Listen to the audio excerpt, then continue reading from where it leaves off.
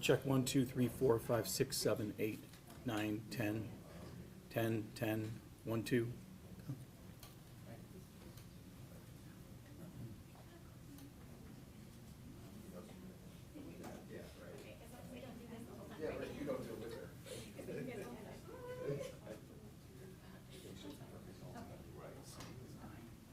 She knows what she's talking about.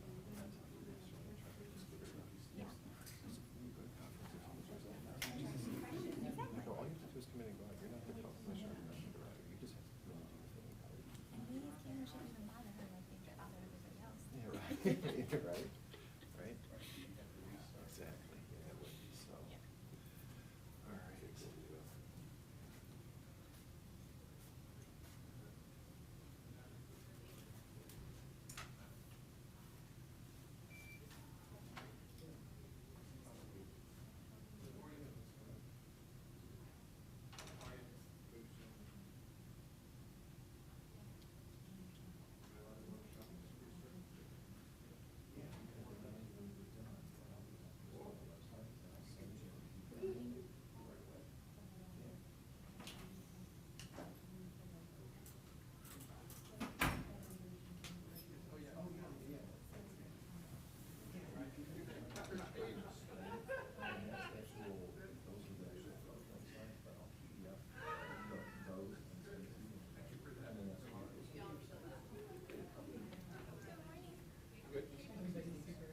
Morning.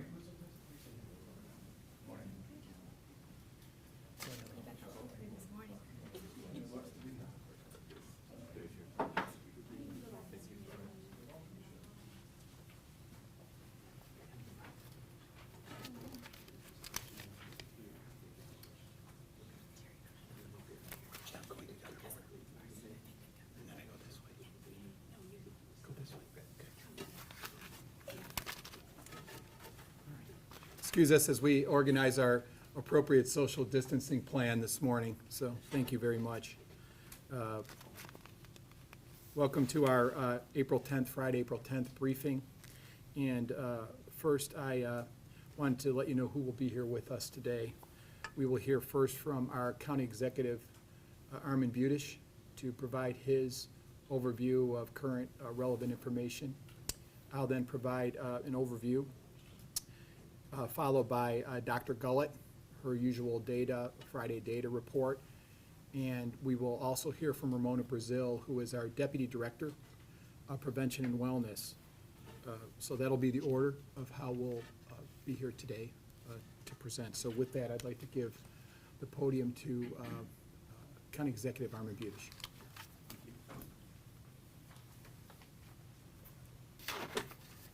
Morning. I want to again thank Terry Allen and Dr. Heidi Gullett for doing so much to keep us safe in this community. It means so much to everyone. And I want to thank all of you, the media that's here, to help us get the important information out to the public. It's critical people understand what's happening. Today I want to focus on our kids. As you know, schools are out, possibly through the summer. Our kids are not on vacation, though. Schools are trying to continue educating our children and doing it online. Kids can continue their education over the internet. And that works if the family has internet access and a computer. But how can they keep up with their education if they don't have computer or internet access? Now, I would guess that everyone in this room can get onto the internet at home anytime they want.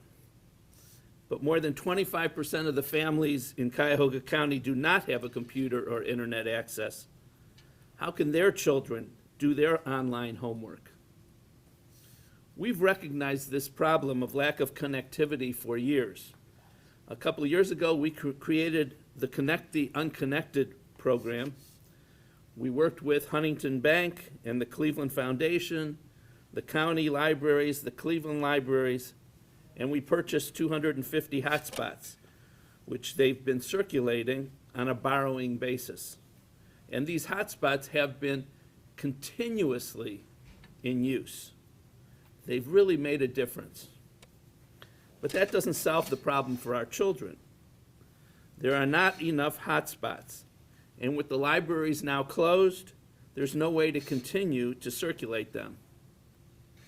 So we're taking more action to help our children get connected. The county's donating 300 hotspots to the Cleveland Metropolitan School District, CMSD. The hotspots were graciously provided by the Board of Elections and were scheduled to be used for the March in-person primary. Obviously, that didn't happen. And these hotspots will be replaced for the November election. Our team worked with AT&T to identify a plan to provide Wi-Fi access for free for about 2 months for each of the hotspots. That should take the children through the end of the school year. CMSD will distribute the hotspots to students. We're also working with Secure Recycling to provide Chromebooks with most, if not all, of the hotspots for students to use through the end of the school year. The county has put a call out to local businesses for computers, computer equipment, such as keyboards, mice, and monitors, and more hotspots that can be donated to PCs for People. PCs for People can take working and non-working equipment. PCs for People provide free or low-cost devices to individuals based on income and low-cost internet plans. They can safely pick up and refurbish computers and hotspots to go out to users. This includes computer cleaning and data destruction. PCs for People is NAID AAA certified for data destruction, allowing businesses to feel confident that their data will be secure throughout the destruction process. Pickup for most equipment is free to businesses. All equipment is needed right now, and it's welcome, and can be turned around quickly to go to families in our community.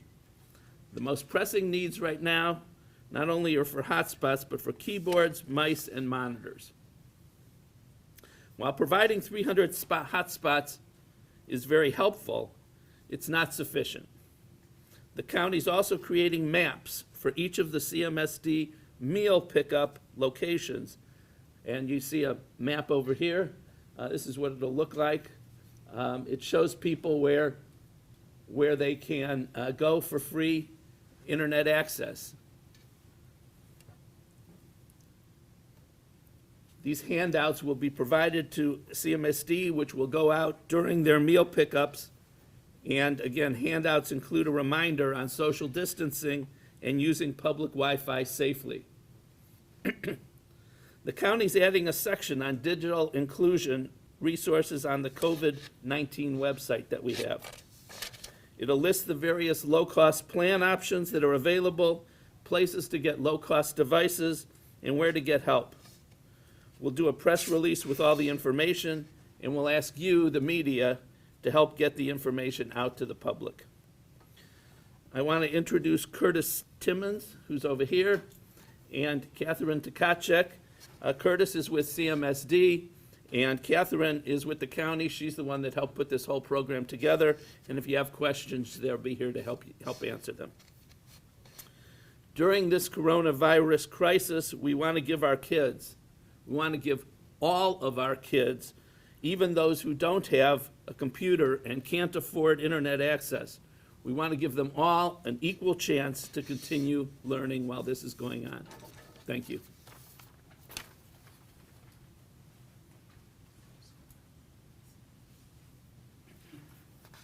Thank you, Executive Budish. I just want to take a moment again to thank Armin for his partnership.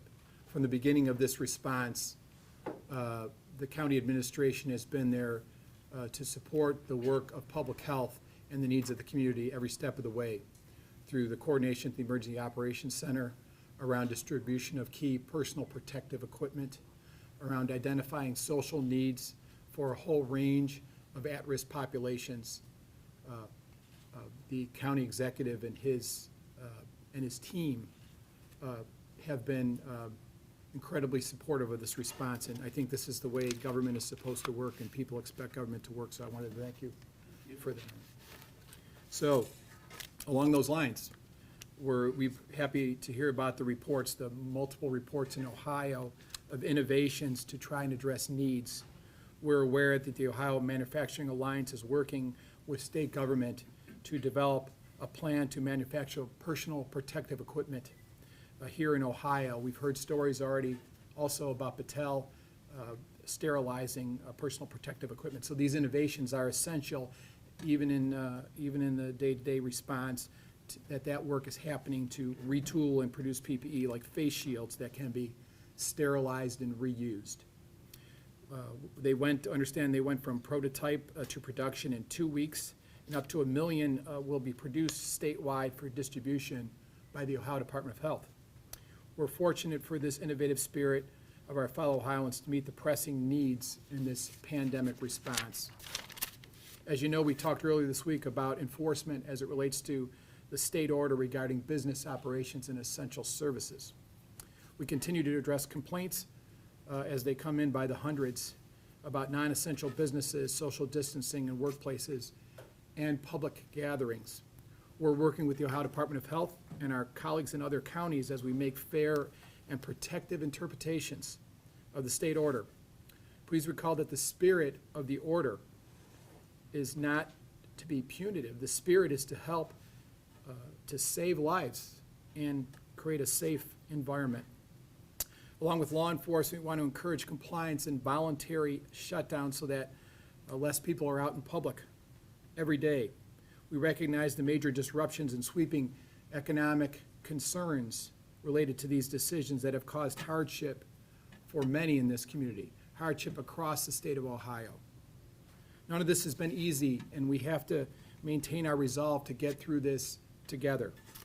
Current data trends are indicating that all the sacrifice that we've made, all of it, has made a difference in preventing illness and saving lives in our community, and we're inspired by the countless acts of kindness and selfless acts that occur every day in the face of these challenges. We must all do our part during these unprecedented times, and we can't let up now. We can't let up now, particularly as the weather begins to change. All of us are drawn out, and that's fine. I think doing that safely and at a proper physical distance, it needs to be the order of the day. And so we also don't want people to gather in groups, large groups. We know that people have been politely asked to dismiss, and we think that's the proper way to approach this so that we don't unknowingly and unintentionally start new chains of transmission across the state here in our community that could perpetuate this to a larger degree and result in unnecessary illness and fatalities. This is what this is about. This is the Ohio plan. Get some exercise. I know I could use more myself. And just be careful to maintain that social distance. We know with Passover and Easter currently at the forefront, in our faith-based calendars, I'd like to offer some words of wisdom this morning that Governor DeWine shared. He delivered a brief reminder about religious events and mass gatherings recently. And he said that anybody who goes into a big group of people is making a very, very serious mistake. They're endangering themselves, they're endangering their family, and they're endangering total strangers. Anyone who brings people together in close proximity to each other is making a huge mistake. And we know this because the data tells us, and we've heard stories about spread in communities where people unknowingly were a trigger for cases and transmission that can spread from points that people cannot even begin to understand. People coming together unnecessarily in workplaces or gathered together in events and go back to their various communities and their families and then spread potentially additional chains of transmission that perpetuate the outbreak not only in their neighborhoods and in their communities, but potentially across Ohio. So we've heard of many congregations finding alternative ways to practice their faith. These include video streaming and radio broadcasts, among others, and we think these are great examples. And we urge you to be safe and protect yourself and others this weekend. We've made way too much progress to stop now, and wish everyone a peaceful weekend as you share the spirit of the moment. We know that current public health guidance dictates that we continue to maintain that physical distance, even as we also know that family are always with us in our hearts. Please know that all of you are making a big difference. You get to carry that with you for the rest of your lives, and this is response, and this point in time is something that we'll all remember. And the way that we handle it, the way that we interact together, the way that we follow the science and the data and the guidance will reflect the story of Ohio and of Cuyahoga County. And we intend to continue to follow the Ohio plan to protect our citizens. Transitioning, we've indicated our intent to share some of the initial analysis of racial demographic data related to COVID-19. You'll hear from Dr. Gullett and our Deputy Director of Prevention and Wellness, Ramona Brazil, to share some data, history, and context. And the data will relate the unnatural causes of disproportionate suffering, disease, and death faced by people of color in our community. It's important to remember that these disparities and inequities did not emerge with COVID-19. They relate back to our original sin of racial injustice in this community. And so with that, I'd like to give Dr. Gullett the podium.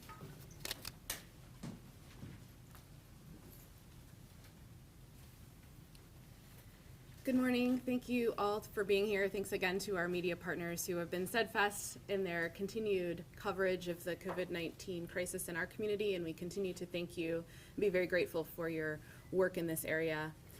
I'd also like today to thank the leaders in our faith communities. We have quite a few faiths represented here in the greater Cleveland area, and we're very grateful for the partnership among all of the leaders in those faith communities. We've had tremendous communication, outreach from some faith leaders and others we've reached out to around how to create new ways of worshiping across lots of different faiths in this really unprecedented time of learning how to do things without being physically together. And I've been really encouraged by the level of creativity and the level of thoughtfulness among so many faith leaders, especially as we enter a particular time in our calendar where several faiths have holidays this week. So we would really like to thank you for your creativity and your commitment to the public health recommendations, and we would ask that people please adhere to them and partake in the new and creative ways that your faith leaders are offering worship. I'd also like to thank our county executive and your team, as well as our colleagues from CMSD, who have really been working hard to ensure an equity-based approach to the digital divide, which has been an ongoing issue in our community and so many others. We need to ensure that as we have public health efforts which really change the way our children learn, change the way we interact with one another, that no one is left behind because they don't have access to internet or electronic devices, which are absolutely critical to the new normal that we've now found ourselves in. So we thank you for your leadership in that. That is critically important to us here in the public health side, as well as I know all of our educational leaders across the community. I'm going to pause for a moment and allow Heather to position over to the slides and allow our camera people to make sure that they're positioned on the slides before I begin to talk about our data today.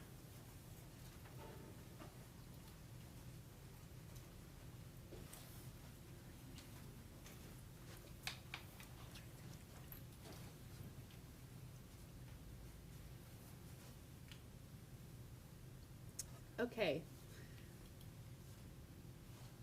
I'm waiting for the thumbs up from everyone. Or a nod. Okay, I think we're good. All right. So I'm going to present initially our CCBH, or Cuyahoga County Board of Health jurisdiction data, as I normally do. And again, these slides will be posted after today's press conference on our website, along with all of our other prior slides and recordings of each press conference. I'm also today going to talk about some context for why presenting racial and ethnicity data is really important, not just in COVID-19, but with all discussions of health and equity in our community. So to begin with our own jurisdiction data, our total lab confirmed cases are 746. The age range of those cases remains 1 week to 101 years of age. The date of illness onset is February 29th to April 6th. And we have 20 deaths in the CCBH jurisdiction that are COVID-19 related. The age range of those deaths is 55 to 93. And the dates of death are March 20th to April 7th. We have 8 females and 12 males included in that data, in those data. And again, I want to remind all of our viewers and the public that we continue to really want to support these families who are affected by illness and affected by loss of loved ones from these deaths. These are not numbers, these are our invaluable community members, every single one of them, and we need to support them and also respect their privacy. The number of isolation orders this morning from our jurisdiction is at 737. The number of quarantine orders is at 1,427. And we feel that it's important to celebrate that we've now cleared or discontinued isolation for 143 people who've been infected with this condition. These, again, numbers change literally by the minute and hour, so you will continue to see that these change very frequently. We're reporting them out on Friday, but by the time I've said these numbers, they're probably higher now. So for the next few minutes, I would like to talk about why it's important to present race and ethnicity data, not just during COVID-19 or the coronavirus crisis, but every single time we talk about health in our community. Health is impacted by so many things. It's impacted by the choices each of us make around what we eat, the exercise we do, the water that we drink. But it's also related to the context or the environment in which we live and the opportunities that we have around housing, jobs, education, and many other things. In our work here at the Cuyahoga County Board of Health, in partnership with many others across our community, we've spent more than the past decade trying to understand how different opportunities emerge, particularly for communities and individuals of color here in Greater Cleveland. We know that communities of color in our community and others across the nation have different opportunities, and those opportunities relate back to systems and structures and bias that have existed in our country for many, many, many years. So today we're going to give you just a little bit of context about this. We certainly cannot do it justice in the few minutes we have with you this morning, but we're going to try to give you as much context as we can about why this is so important, and then we will continue to provide added context and details as the weeks go on. This report that you see here dates back a few years to when we originally started working on this back in 2009. This report was released a few years later. But what it highlights, and I would encourage you to go to our website, which is on the next few slides, hipcuyahoga.org or ccbh.net, and read this because it talks about the history of banking practices and redlining in our community, specifically of Cuyahoga County, and how those practices have led to unequal opportunity around housing and around where people live geographically. And that links to contemporary injustices around differences in life expectancy and other health outcomes that have occurred in our community long before COVID-19 arrived, but also set up members of our community and communities of color here for different outcomes for an emerging infectious disease like COVID-19 and many other things that affect people in our community, such as lead and infant mortality. So this history is critically important, and this history has to be understood. This is a history that is about structural racism, and we have to understand this in order to understand why we need to present race and ethnicity data, and why we have to be very careful about our approach, ensuring that no one is left behind during COVID-19 or coronavirus, but furthermore, during any particular time in our community. Once we're past this, this is all very important for every particular health issue in our community. So after 2009, initially in the Place Matters movement, which was a collaboration of many different partners across the community, a large cross-sector group called the Health Improvement Partnership Cuyahoga, or HIP Cuyahoga, emerged as a learning community focused on racial equity in order to understand how we could come together across sectors in Greater Cleveland to ensure that everyone has an opportunity to thrive here. Everyone has an opportunity to reach their full health potential. And that includes addressing issues around the economy and jobs, housing, food, exercise opportunities, and many others. And in 2015, we released our first community health improvement plan. That was among, at the time, our 3 local health departments, along with many other partners. And at that time, we called out a priority of eliminating structural racism as a critical part of our community's efforts to ensure everyone has an opportunity to reach their full potential, to mean equity is achieved here in our community. That work has continued in many different ways over the past few years, and I would invite you to our website, hipcuyahoga.org, to learn about all of the different ways in which that has evolved. The leadership of HIP Cuyahoga has included many different organizations and community partners, community residents representing lots of different neighborhoods across our region, as well as our hospital systems, social service agencies, policy think tanks, and others. That work then led to our first collaborative or combined community health needs assessment among our hospitals and our local health departments, which was released last fall. You may have seen coverage of this, but I would encourage you to revisit it. Look again at our priorities, because they are increasingly important in the midst of COVID-19, which we know has the potential to disproportionately affect communities of color and others that don't have the same opportunity based on the history of structural racism in our community. You'll see a number of logos on this slide which come directly out of our community health assessment report. And these are groups that are all working together to create a shared agenda around racial equity and to ensure that people have an opportunity to thrive and that we can tackle something together much more effectively than we ever could as individual organizations. And that is so important today, even as it was last fall before COVID-19 hit our community. It's even more important now, and it will be continued importance after COVID-19 leaves our community. So the last bit of context I want to give you is an infographic that comes out of our most recent report. And at the center of this is that limited opportunities, which were created by systems, structures, and policies, have combined with poor health, which also are related to systems and structures, and led to shorter lives for our community, particularly communities of color here in Greater Cleveland. And those issues have the potential to further be realized during COVID-19 and coronavirus. So we want you to understand this work happened before and it continues now, but we also want you to understand the context about why we feel so strongly about presenting race and ethnicity data.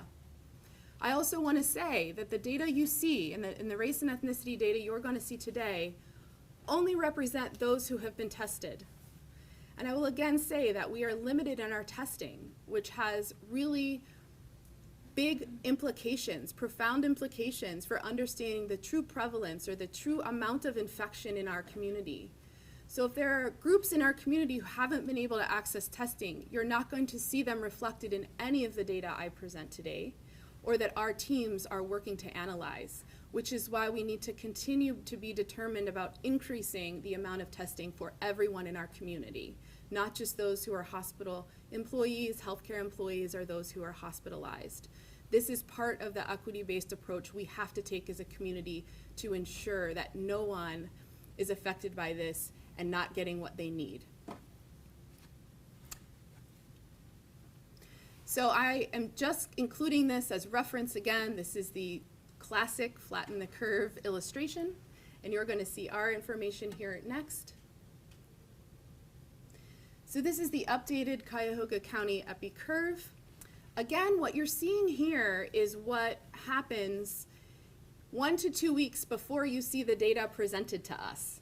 okay? You can't see the data presented until people become symptomatic and are tested. So first, this only represents the people who are tested. Secondly, it only represents what kind of exposures happened 1 to 2 weeks before they were tested, because that's when they became symptomatic. So that means this weekend, if you are celebrating a holiday, please celebrate a holiday virtually. Please celebrate a holiday with your household, not with your family and friends who live across the street or in the next town over in person. This is really important, because if you begin to go and celebrate in person, we will see this go up 1 to 2 weeks from now, because we will have more infections from new lines of transmission that occurred over the holidays. This also shows that we're increasing those recovered cases. Remember, I reported 143 in our jurisdiction alone today, and this is for the combined jurisdictions of Cleveland and Cuyahoga County. So this is great news, but we can't let up. We want to go until we see all those green bars up, and all of the red turn into green recovered cases, and very few are deaths. This is the updated map for this week. You will note it has continued to become darker green, which means that we have increasing number of cases across many zip codes.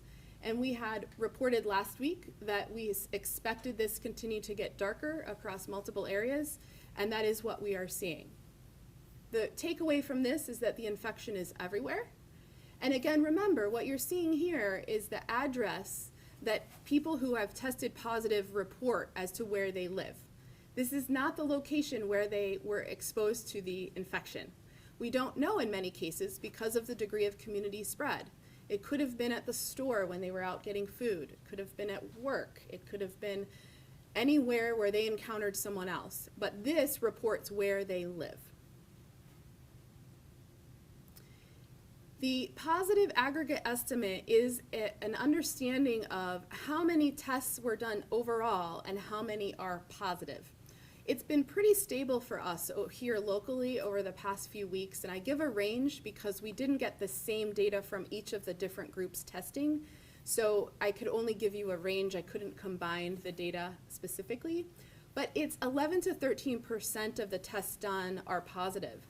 And the reason that that remains where it is because we're still mostly testing very sick people in the hospital or healthcare employees, or those who had specific exposures, first responders, et cetera. So we expect a lot of those to be positive. If we were testing the general community, including people who didn't have symptoms, to see if they might have the infection, it would probably be lower. So this is a reflection of who we are testing. And again, it's remained very similar. The number of cases in our community, as you saw earlier, is over 1,000 combined jurisdictions. Those are lab-confirmed cases.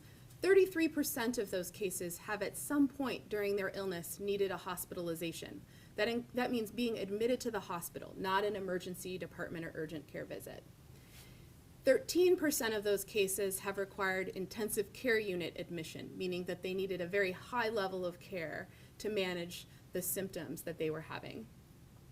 And 33% of our community this week, and that's overall since COVID-19 epidemic started, 33% of the cases are healthcare employees. Today I'm also presenting you a breakdown of age data rather than just the range. I thought that our team, all of our epidemiologists, we all thought this would be useful to you. And again, these will be posted. But you can see the breakdown of age, and what I want to remind folks is that this virus affects people of all ages. So you are susceptible. Every single one of us is susceptible to this infection, and you'll see our highest actual number of cases is among people 20 to 44. So please know that. But also know that those who are older, we see a lot of the deaths occurring in our community in older age folks. So just recognize that as you think twice before going to visit your relatives this weekend. Please don't visit them over the phone or over FaceTime or over Skype. This represents the race data that we have available to us currently for the county, including the City of Cleveland and Cuyahoga County jurisdictions. We have 10% of the cases, so 1,021 cases represented here. 10% of those we did not have race data available, but we are working very hard to ensure that we have that for every case as much as we can. We will continue to try to get that as we move along. We've worked really hard to get it as we move along, but in some cases we haven't been able to contact people or confirm the race. 39% of the cases so far have been among folks who identify as Black. And in our county demographics, about 30% of our population identifies as Black. 44% of these cases, folks identified themselves as white. 7% as other races. So you can see here, we really want to present as much as we can around race, and you heard me talk earlier about why. Additionally, I am not presenting ethnicity data today, and that's because the data are highly incomplete right now. We are working very hard to ensure that we get much more complete data around ethnicity to present to you. But even the CDC director last night talked a lot about how challenging it is to present data that are not complete. It does not tell an accurate picture if we present data that are incomplete. So that is why you're not seeing me present ethnicity data, but I assure you we are determined to be able to provide that as soon as it is complete, or complete enough to give you an accurate picture. I also included hospital utilization data, and I will begin to trend this as much as I can for as long as I have accurate data. The medical surgical unit percent utilization, meaning the amount of beds we're using compared with the amount that are available, is actually no change. It's a 62% across our county. This is all systems, county level. Our pediatric utilization is at 37%, which is up about 6% from what I shared with you last week. Our critical care adult beds are at 68% utilization, which is decreased about 1%. And our ventilator utilization is at 35% across the county. That's a decrease of 20%. And this is about where we were 2 weeks ago when I gave you utilization data on ventilators. And then we went up to 55% last week, and we're back to 35% here. So this is just to give you a general sense of how close to that dotted line on the curve we are, how close are we getting to surge, making sure that we have all the resources we need in this community to care, not just for our own residents, but for all those people from Ohio and surrounding areas that come to our county for medical care. So I am now going to transition over for you to hear from my colleague, Ramona Brazil, who is a remarkable colleague. I'm going to give a minute for Heather to move over.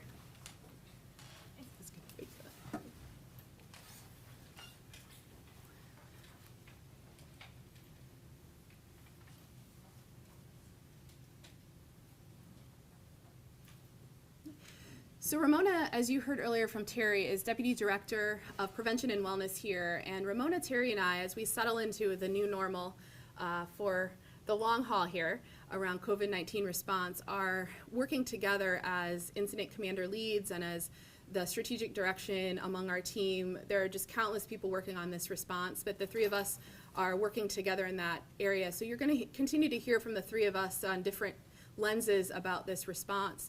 We also believe that this response shouldn't be dependent on any one individual. So we are working to ensure capacity on all areas of this response so that we always have the ability to lead this response on behalf of the Board of Health at the county, and regardless of what would happen for any one person. So you're going to see more of Ramona, but I'm really happy for you all to hear from her today.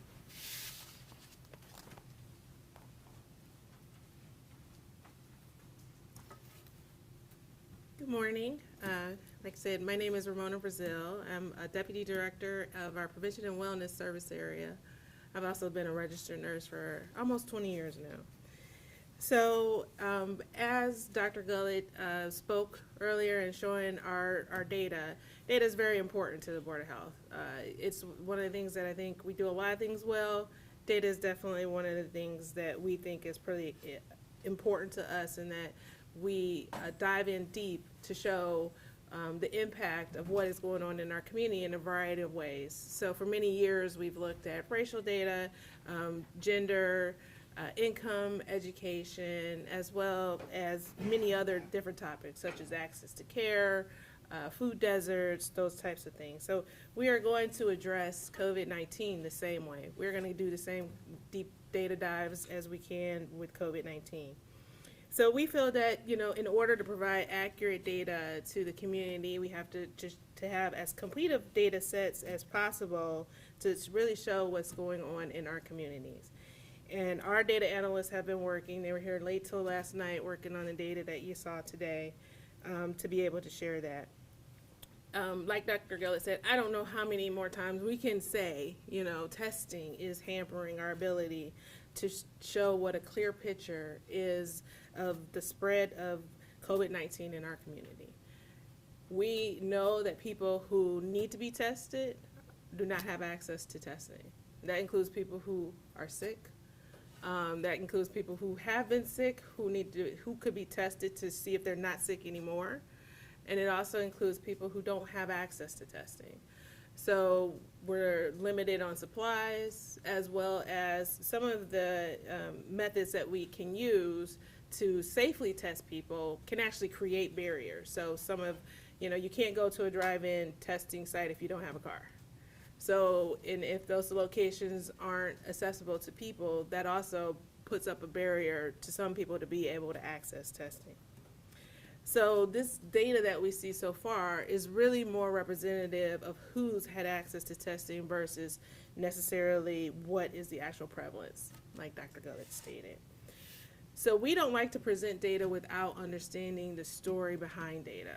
Data is only one part of the picture. It's just the numbers, but people really are what are behind the numbers.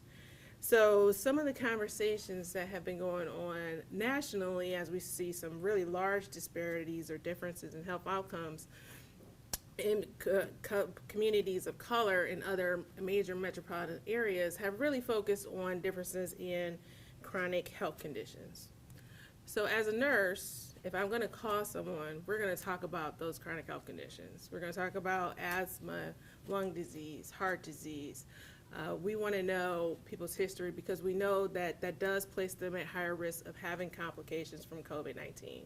And we really stress, and I don't know how many more times I can stress, that we want people to really pay attention during that second week of illness because that's when we see a lot of people get really sick. And so we're going to focus on that.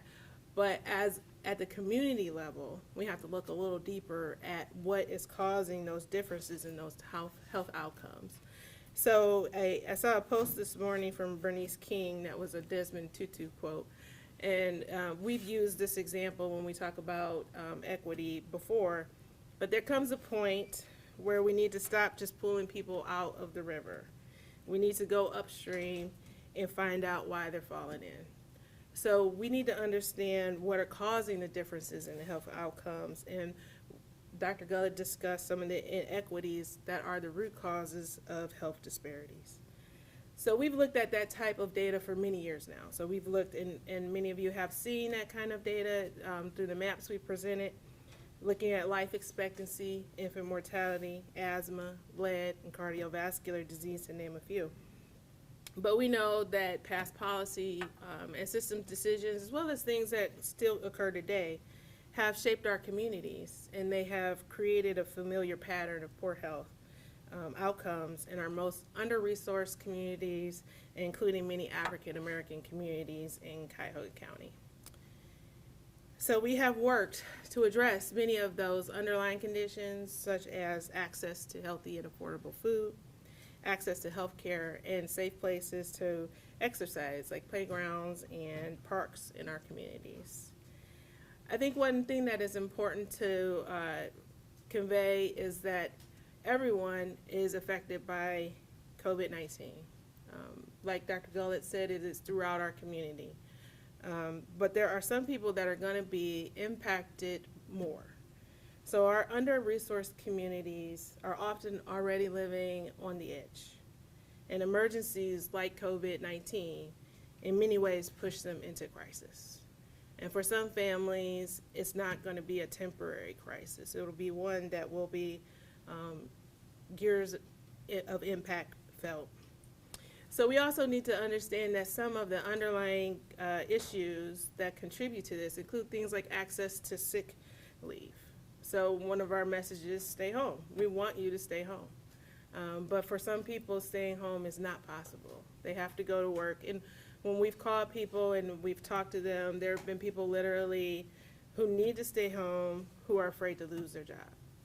And so we understand that that is a major barrier to us trying to achieve this public health goal, but people also needing to maintain their very basic needs and for their communities and their families.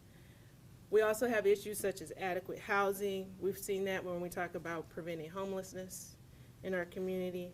Access to health care. We've talked about the need for free testing for COVID-19 and also the concerns around treatment. But all of these barriers make it more difficult for people to be healthy and to stay safe. So we have to make sure that our safety net services are available to the most under-resourced communities. Barriers can be presented, even those that are unintentional, that can make these times even harder for many families. So hearing today, and I am a proud CMSD graduate. Internet was not a thing when I was in high school, but I'm glad that the children will have access to it. But digital divide is something that we have noted, previously as lead case manager, and kids doing homework on cell phones because they don't have computers, or going to the libraries because they don't have internet at home. So to hear this is very encouraging for our kids. Also, considering how our resources are set up. So again, it's being done so it's COVID safe, but we also have to make sure that it's accessible to everyone. So some of like the food pickups and basic needs distributions that require a car are going to immediately create a barrier to families who do not have access to a car. And so as CCBH, we've worked for many years to address inequities, and we'll continue to work with our community partners to actively engage the community, to communicate. We also have to challenge some myths that we know exist. We have to continue to build trust, and we also have to look for, and creatively, and we have been doing that behind the scenes, at resources for families and also the barriers that prevent them from being able to access them. So finally, since Terry gave me a platform, thank you, Terry, I just want to say, we are asked many times, when will this be over? Many times. And the answer is we don't know for sure. We think we're doing pretty good. We have to keep at it. We can't let go. But one day, COVID-19 will no longer be a public health emergency. But when that happens, we have an opportunity to not just return to who we were before, but to carry the lessons and the gratitude that this situation has brought to our attention. So many of the things that we have done as a community, we can continue to do after COVID is over. There's been many advocates who've been screaming for years in community organizations about a lot of these issues. And we've seen our community rally. We've seen that we can be concerned about children who are hungry if they're not in school. We can make sure that people can have health care even if they don't have insurance. We can work on bail reform. And we can continue to prevent and address homelessness. And finally, we can continue to appreciate the workers we realize we rely on for our everyday lives. So with that.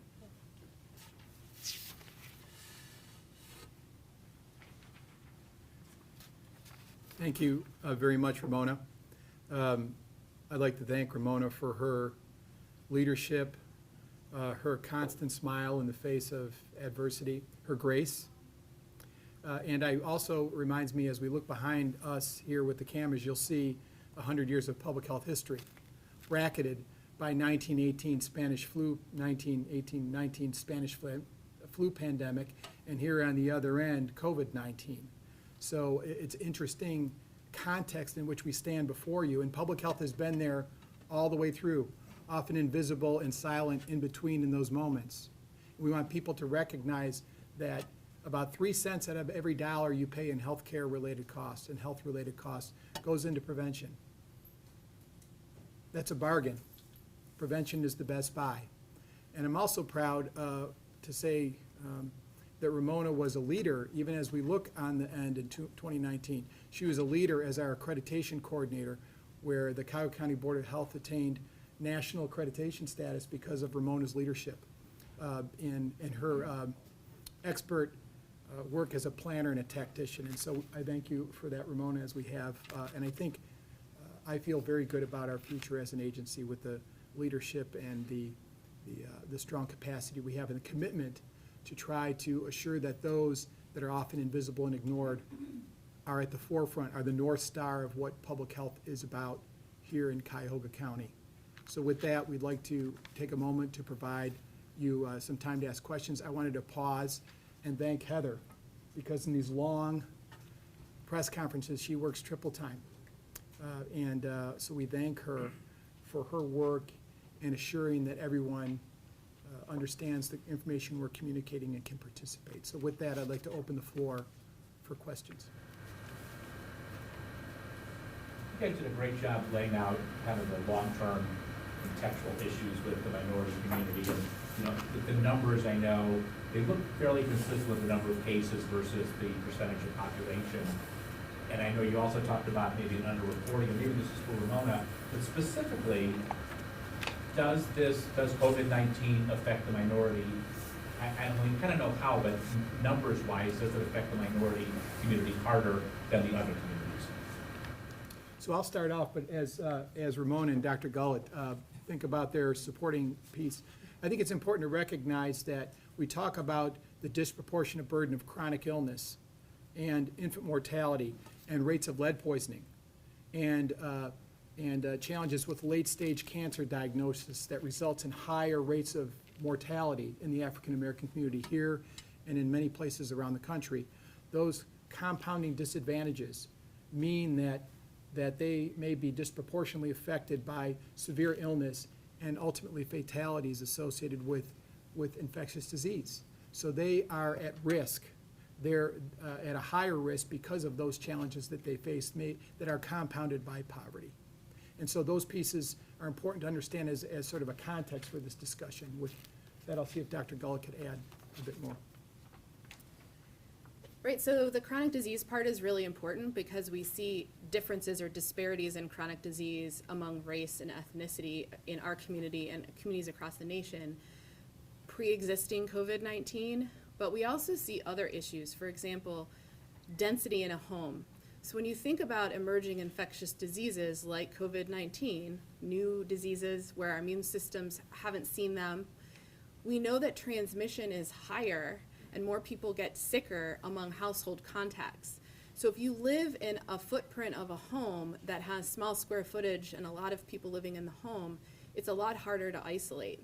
So housing is really important when you think about COVID-19. And so we have to think about that for our families who may not have stable housing or who may live in smaller dwellings for large families. That's one piece of it.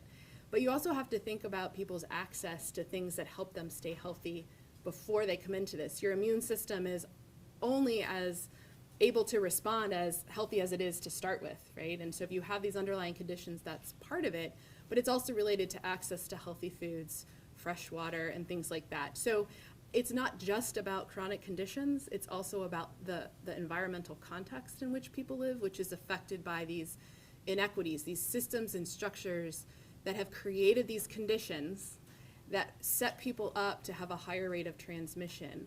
And those are preventable, they're avoidable, they're unjust, and they're the things we need to continue to fight for as a community through COVID and long after that. Right, but some of the numbers are consistent though, right? But that might be an underreporting, is that fair to say? It is. We have not. It was like 33%, I think, of cases and 30% of the population. 39%, and again, ethnicity data I did not present to you because it was just not complete enough for me to feel comfortable giving you an accurate picture, but for race it was 39% people identify as Black or African American, and then 30% of our current census understanding of what the demographics are here in the county. But I will again remind you that that is simply the people who have access testing. That is not a broad-based testing accessibility to everyone in our community. Do you believe the African American number is underreported based on just the testing? So the question is, do I believe the African American number is underreported based on testing? I feel that a lot of people in our community who need testing haven't accessed it, and that includes people across lots of different races and ethnicities. But I am really concerned about people who don't have access to transportation and who don't have access to primary care providers who are able to order the test. I'm a community health center physician in this community, and I know that my patients don't have access to testing because we can't do it through our office, and unless they're sick enough to be in the hospital, we really don't have a way to get them tested. So I'm giving you an example from my own practice. So I definitely feel that it's underrepresented across multiple groups in our community, not just our communities of color, but other people who may be living in poverty or who may not have access to the testing we currently have available. Do you believe we may ever get an accurate picture of what COVID-19 looks like in the Cuyahoga County community?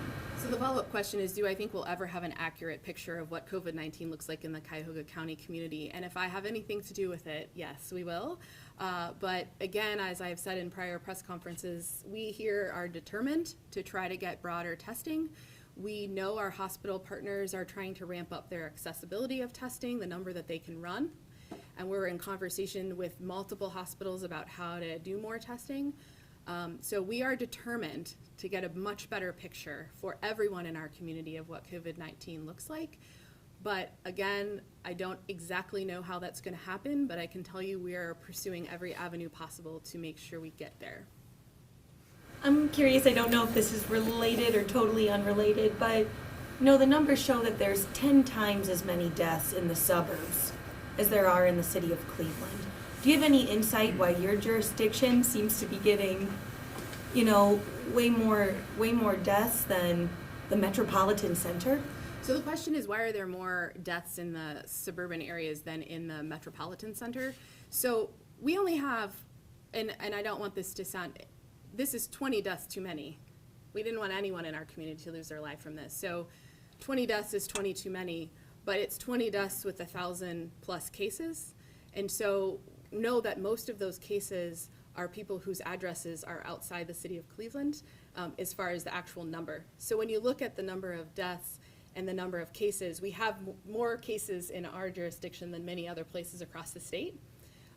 Again, testing is an issue, so we actually don't know whether it's a matter of testing, but with regard to deaths, we do know we have more cases, so we're expected to have more deaths when you have more cases.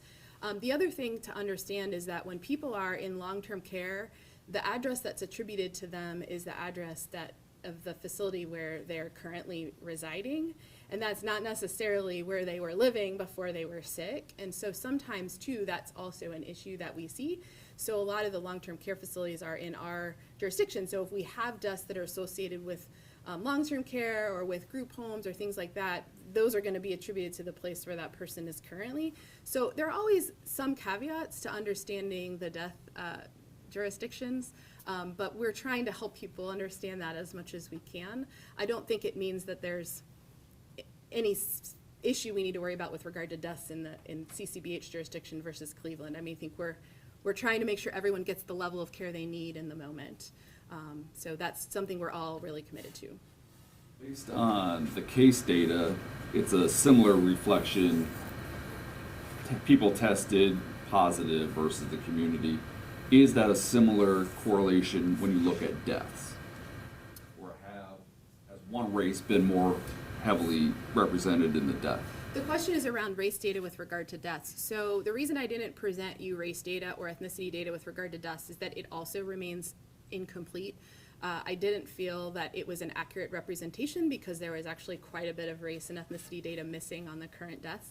And the reason for that is that when we get reported data into the Ohio Disease Reporting System, ODRS, sometimes we find out about a death the same day we find out about their infection. So in some cases, someone's been reported to us and we've followed them over time and they die after a week or two of having the infection. But in many of the more recent deaths, the infection was reported to us at the same time the death was reported, and it's been hard for us to get information about that. So the information we got in ODRS didn't actually have race or ethnicity associated with it. It said this was a positive case, and this is where the person lives, and they died today. And so then we have to go back and reach the family, express our condolences, talk to them about potential contacts, and also try to get information about the individual who is deceased. And so we're still in the process of doing that for a number of the more recent deaths. And so that's why we're missing some of those data. The data I do have are not representative of the overall case race data. So as soon as I have a more complete picture, our team here, we will present that to you. And the demographic breakdown of the cases, that is City of Cleveland plus you guys, and that's home addresses, right? Not Correct. people who came from perhaps out of Cuyahoga County for treatment. Right, so the question is, the case data that I presented was City of Cleveland and Cuyahoga County, and it represents where they live, not necessarily representative of people who came here for care.